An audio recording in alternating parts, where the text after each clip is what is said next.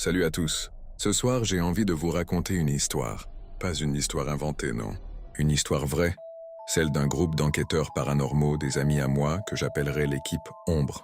Leur dernière enquête, elle les a changés à jamais. Tout a commencé par un appel. Une vieille dame, terrifiée, qui habitait une immense maison victorienne isolée en pleine campagne.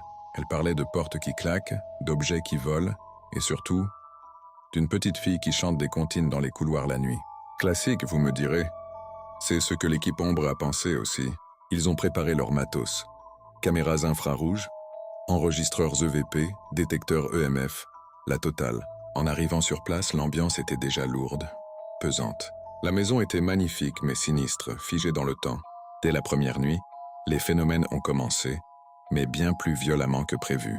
Les détecteurs EMF s'affolaient, passant de 0 à des pics extrêmes en une fraction de seconde, sans aucune source électrique à proximité. Sur les enregistreurs, entre les parasites, ils ont capté une voix. Une petite voix glaciale qui chuchotait « Partez ». Mais ils ne sont pas partis. C'était leur métier, leur passion. La deuxième nuit, c'est là que tout a basculé. Alors qu'ils étaient dans le salon, toutes leurs batteries, je dis bien toutes, caméras, lampes torches, téléphones, se sont vidées d'un coup.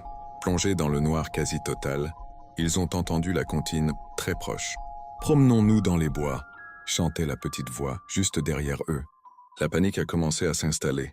L'un des enquêteurs, Marc, a senti quelque chose de glacial lui agripper le bras. Il a hurlé. Quand ils ont réussi à allumer une lampe torche de secours, son bras était couvert de 3 longues griffures rouges, comme si une main l'avait lacéré. C'est là qu'ils ont compris. Ce n'était pas l'esprit d'une petite fille. C'était autre chose.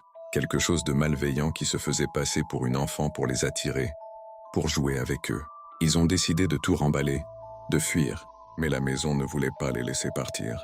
La porte d'entrée était bloquée, comme soudée de l'extérieur. Les fenêtres ne s'ouvraient plus. Ils étaient piégés. Les heures qui ont suivi ont été un véritable cauchemar. Des bruits de griffes sur les murs, des rires déformés qui semblaient venir de partout à la fois. Et cette comptine, encore et encore. Mais la voix devenait de plus en plus grave, démoniaque. Finalement, au petit matin, alors que le premier rayon de soleil filtrait à travers un volet, tout s'est arrêté. La porte s'est déverrouillée d'elle-même. Ils se sont précipités dehors, sans même récupérer tout leur matériel, et n'ont jamais regardé en arrière. L'équipe Ombre existe toujours, mais ils ne sont plus les mêmes. Marc a gardé les cicatrices sur son bras, et tous ont gardé des cicatrices bien plus profondes. Ils continuent leurs enquêtes, mais avec une nouvelle règle. Quand une voix vous dit de partir, partez. Car parfois les histoires